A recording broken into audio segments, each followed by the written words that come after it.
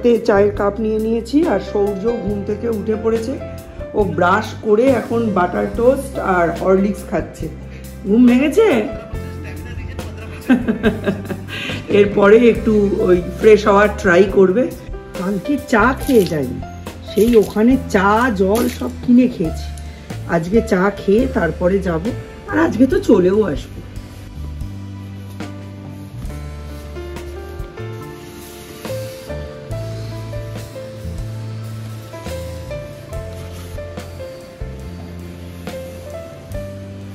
Ready, mister বিশ্বাস বসে বসে চাটা খাচ্ছেন। মানে এখনই এত তাড়াতাড়ি গিয়ে কোনো লাভও নেই, কারণ এখন বাজে 7:05। 7:30টার আগে তো গেট খোলে না। 7:30টার সময় আবার প্রচণ্ড ভিড় হয়ে যায়, তো একটু ওয়েট করে তারপরেই বেরিয়ে যাব। কারণ একদম টাইমে গেলে না এখানে জ্যামও হয় আর প্রচুর ভিড়ও হয়ে যায়। স্কুল থেকে মেসেজ এসছে যে আগামীকাল হচ্ছে ছুটি, আর তারপরের দিন মানে ক্লাস হয়ে শনিবার আমাদের সকাল 8টা থেকে 9:30 অবধি বুক কাউন্টার ওপেন হবে। তো ওই সময় যা ডকুমেন্টস আছে সেগুলো নিয়ে গিয়ে বইগুলো কালেক্ট করতে হবে। তো 4টে না 5টা বই আছে। দুটো মনে হয় রাইমিংয়ের বই আছে, একটা কাউন্টিংয়ের বই আছে, ওটাতে লিখতে হয় 1 to 10 মনে হয়, আর ABCDর বই আছে, আর একটা ড্রয়িং বই আছে। টোটাল 5টা বই আছে। ওই কত 1200 টাকা মতো পড়বে।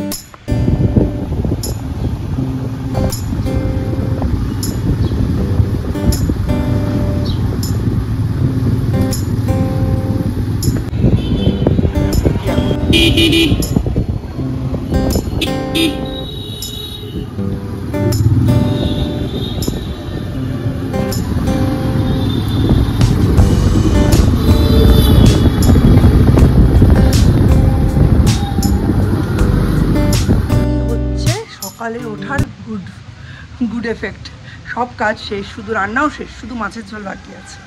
এখন একটু মুদিখানা যাচ্ছি, কয়েকটা জিনিস কিনতে হবে, কারণ এখন না বারংবার বেরোতে ভালো লাগছে না। এই মুদিখানা থেকে এসেই সৌর্যকে আনতে চলে যাব। সবই রান্না কমপ্লিট, বাকি যেটুকু আছে এসে করব। চলো একটু বাজার মুদিখানা দুটোই আছে, দুটোই করে নিই। একটা ডিম, ওই একটা মিক্সড আচার আর একটা কাসুন্দি দিয়ে দেব।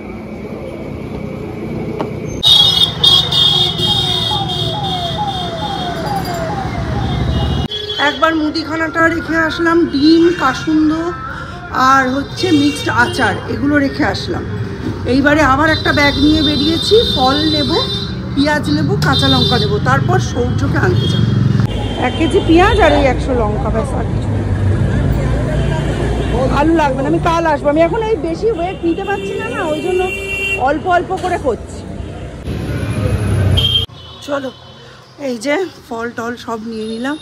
একটু রেশনে এখানে আসতে হবে, দুয়ারে রেশনের এখানে মিস্টার বিশ্বাসের নম্বরটা লিঙ্ক করা আছে, কিন্তু আমার নম্বরটা না লিঙ্ক করা নেই। যখনই রেশন তুলতে আসছি ওই রেটিনা স্ক্যান করে তারপরে করতে হচ্ছে, তাই জন্য আগে একটু লিঙ্ক করে নেবো। এখন 9:30, এখন তো 9:30 বাজে। যেতে এখনও বেরোতে আমার আধা ঘন্টা দেরি, ততক্ষণে এই কাজটা হয়ে যাবে। এদিকেও একটু এগিয়ে নেব। দীপ উঠলে চাটা দিয়ে দিতাম, একদম দেরি করে। কমপ্লিট, 10টায় অ্যালার্ম দিয়ে রাখলাম, ঠিক 10টা বাজবে বাড়ি থেকে বেরিয়ে যাব with sunglass and face cover.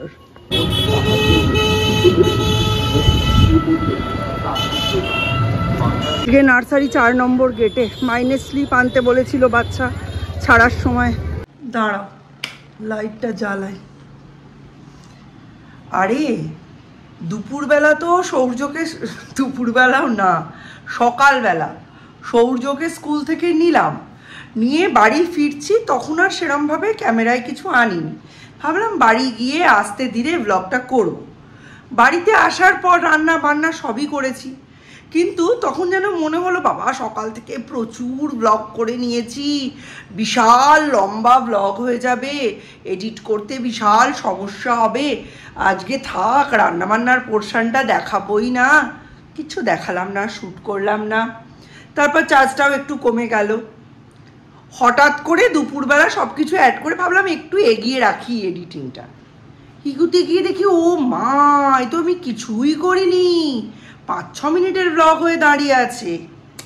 তো যাই হোক, সন্ধ্যেটাই দেখাবো তোমাদের সাথে।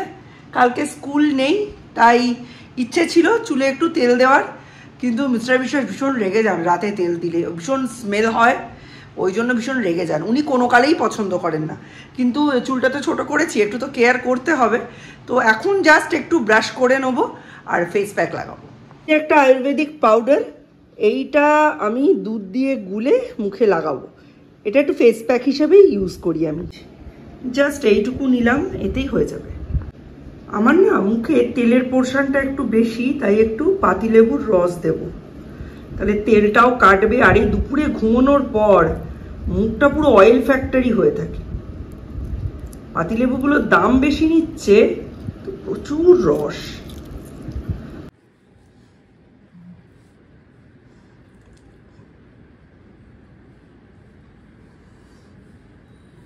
প্যাক তো লাগালাম, কিন্তু নিজেকে প্যাম্পার করতে গেলে এই যে বাড়িতেই তৈরি করতে হবে সেলুন, তাহলে টাকাও বাঁচবে, বড় খুশি হবে। চলো, এটা কি উল্টো দিলাম না? ঠিক আছে, এই যে এরকম করে এখন রিল্যাক্স করব। খুব ইচ্ছে ছিল যে আজকে মাথায় তেল দেবো, সেটা তো হচ্ছে না। কিন্তু দেখুন ব্লগিংটা কেমন রক্তে রক্তে ঢুকে গেছে।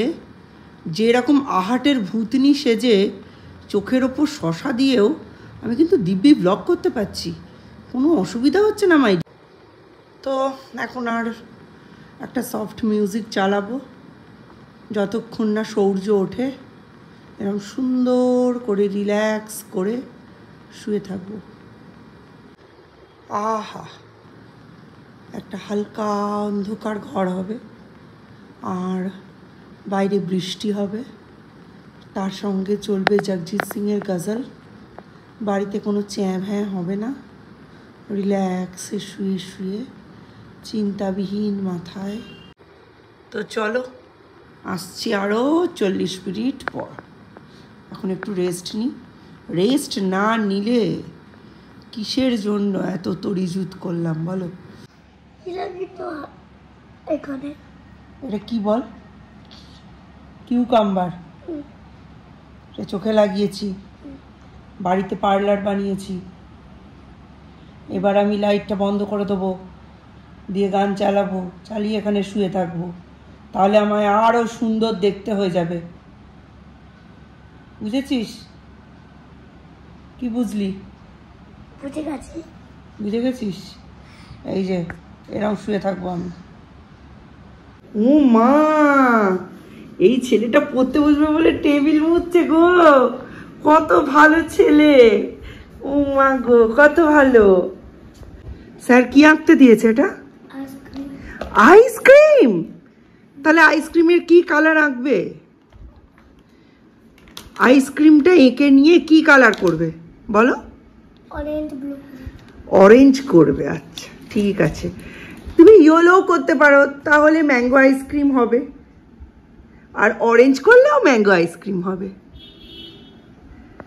নিচে থেকে শিরা নিয়ে যাচ্ছে। নৈহাটিতে অভিযাত্রী মাঠে অষ্টপ্রহর নাম সংকীর্তন চলছে বেশ কয়েকদিন ধরে। আমার কাছ থেকে এসে চাঁদাও নিয়ে গেছে। দাঁড়াও তোমাদের কাগজটা দেখাই।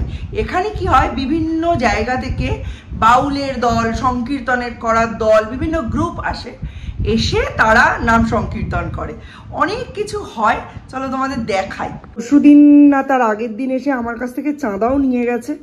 এখানে এটা খুব ভালো হয় এবং আমাকে যেতেও বলেছে। আমি প্রত্যেক বছরই এখানে মানে একবার দুবার যাই, এবারে যাওয়া হয়নি, বৃহস্পতিবার যাব ভাবছি। এই যে 11ই চৈত্র মানে 25শে মার্চ মঙ্গলবার ভাগবত গীতা পাঠ হয়েছে। এবার পরিবেশনা করেছেন শিবনাথ সরকার, উনি নৈহাটিরই লোক। আবার 7টায় 10টায় আলাদা আলাদা করে অধিবাস আর সংকীর্তন হয়েছে। বুধবার তো হয়েই গেছে, আজকে হচ্ছে বৃহস্পতিবার। প্রত্যেকদিনই কিন্তু এখানে রাত্রে খাওয়া দাওয়া সব কিছু হয়। কালকে যদি সন্ধ্যেবেলার দিকে যেতে পারি তোমাদের গিয়ে অবশ্যই দেখাবো। প্রচুর মানুষ আসে, ভাগবত পাঠ হয়, অনেক কিছু হয়। আমার এবারে যাওয়া হয়নি, অনেকেই যাচ্ছে, কিন্তু মানে আমাদের এই নৈহাটি শহরের পূব দিকটায় নর্মালি মানে এগুলো সব নতুন গড়ে ওঠা অংশ। মানে নৈহাটির পুরনো নৈহাটি মানে হচ্ছে নৈহাটি স্টেশনের পশ্চিম পাটটা। কেমন আঁকা হয়েছে দেখি। রং এত বাইরে বেরোচ্ছে কেন? বাউন্ডারি হয়নি? হয়েছে। বাউন্ডারি হওয়া সত্ত্বেও এত বেরিয়ে যাচ্ছে, এটা তো ভালো খবর নয়। স্যারেরটাও রং করো বাউন্ডারি করে। স্যার দেখো একটু রং ছিনিয়ে দিয়ে